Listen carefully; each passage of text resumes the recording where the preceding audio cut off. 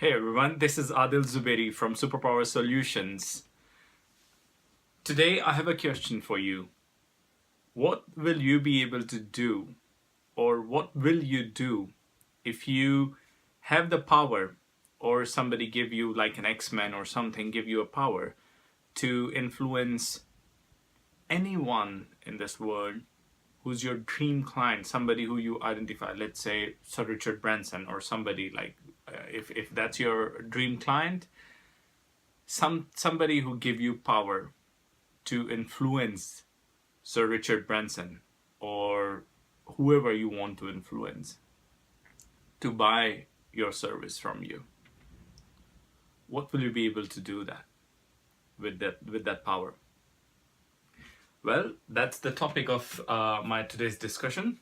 I just finished reviewing or writing the summary of this book, the Ultimate Sales Machine. It's by Chet Holmes. The first time I heard about Chet Holmes was from one of my teachers, Russell Brunson, and he talked about a method which Chet Holmes has mastered and named it the Dream 100. So what we are going to do is we're going to talk about Dream 100.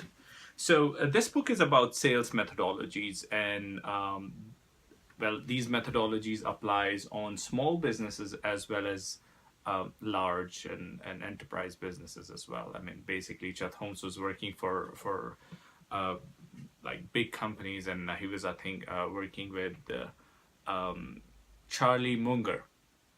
But anyway, the strategies he's covered applies to small businesses as well. So, without further ado, let's dive in.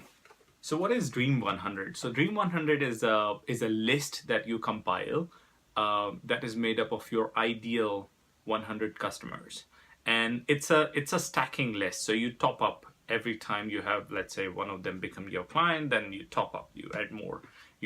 So you always keep 100. Well, you don't really have to keep 100 all the time. You can keep whatever number you like, but this is how Chet Holmes does it.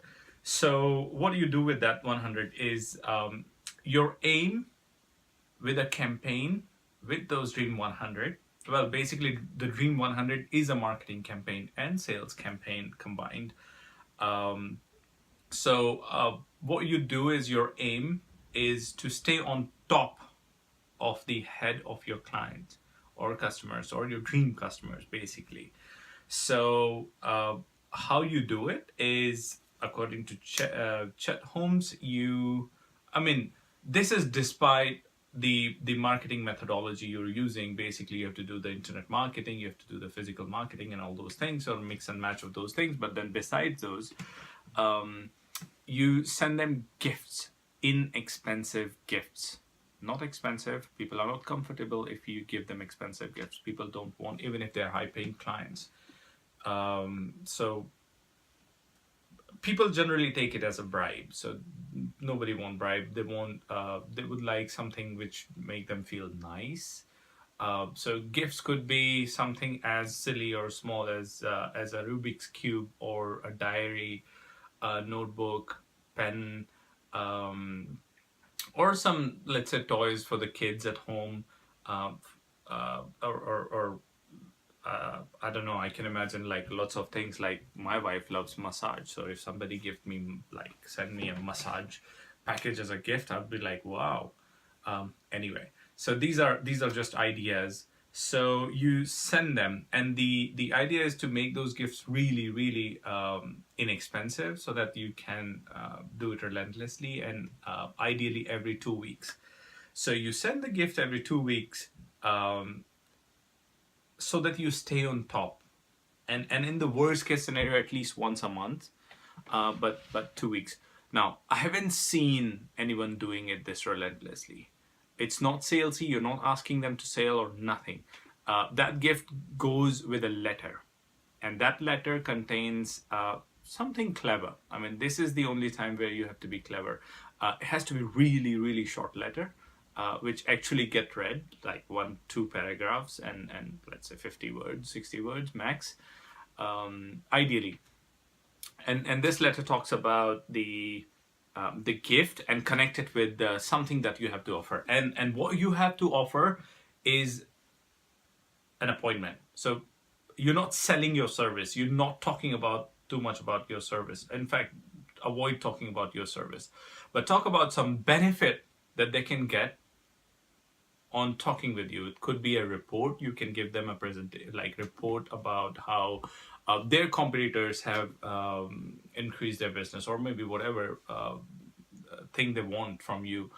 And you tie it with the gift. So for example, Rubik's Cube has 4 sides, 4 colors. Well, 6 sides, 6 colors. And what you do with that is, let's say, pick up a blue, yellow color, and then say like, hey, blue and yellow, 2 of them combine to become green, and then we have that is one of the, like, basically the dominating color in the Rubik's Cube is green, logically. And the reason I'm sending it is, let's say I'm a eco-friendly, something garden creator or something like that. So is that the world needs more greenery than the other things, and then like pick up a time, and then we can discuss like how you can have more greenery in your house or your office, or I don't know, whatever. But just an example. And you send that letter, and with every gift you send a clever message, and that message ties up for them to talk to you or book an appointment for you to go and talk to them, meet. And then once you have an appointment, like if you don't have an appointment, you keep sending gifts forever. It's forever. It's never ending. That's the funny part. I have never seen anyone doing it, like at least it's not that common. So that's why you have chance of winning like a lot. And nobody is going to send unsubscribe. They're just normal letters coming to the post, and they're gifts coming. Nobody will say unsubscribe to the gifts coming. And it's not pushy, because you're not really selling anything. You're not being annoying. You're being nice. You're always being on top. Like, a time will come whenever they will see a gift, they will think that may have come from you. Anyway, so you present, but in the presentation it has to be more what you promise you deliver, that, like, basically content. And in the end you ask permission to pitch. Basically, you don't transition to pitch directly. You ask permission. So what it does is it psychologically involves them subconsciously in the sales process. So they are virtually telling you to sell to them, and then you sell them. So their defenses are down. They're like more acceptable to it, and this is how it's done. And you carry on this process to different clients, and this is how it goes. So, that was the Ultimate Sales Machine. I have written a actionablebooks.com summary for this, which will be published anytime soon.